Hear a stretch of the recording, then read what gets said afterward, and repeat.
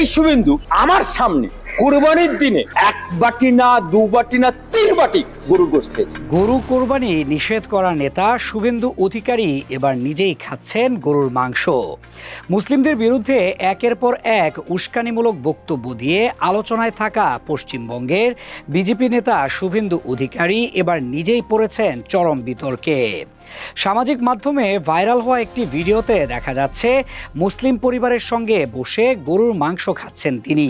শুধু তাই নয়, ভিডিও ঘিরে দাবি উঠেছে এক বাটি নয় টানা 3 বাটি গরুর মাংস খেয়েছেন শুভেন্দু এবং পরে আরও খাবার সঙ্গে করে নিয়ে গেছেন। পশ্চিমবঙ্গের রাজনীতিতে শুভেন্দু অধিকারী বরাবরই নিজেকে হিন্দুত্ববাদী রাজনীতির অন্যতম মুখ হিসেবে তুলে ধরেছেন।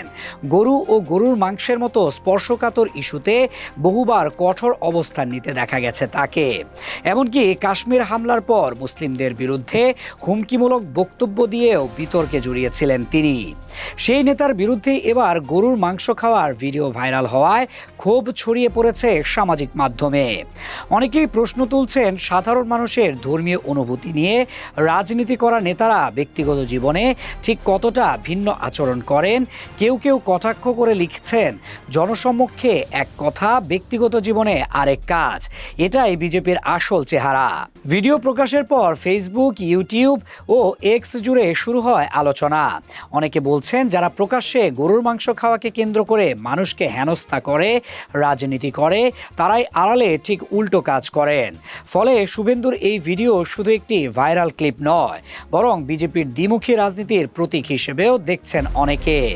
বিশেষ করে পশ্চিমবঙ্গে সংখ্যালঘু ভোট ও ধর্মীয় মেরুকরণকে কেন্দ্র করে যখন রাজনৈতিক উত্তেজনা তুঙ্গে, তখন এই ভিডিও নতুন অস্বস্তি তৈরি করেছে বিজেপির জন্য।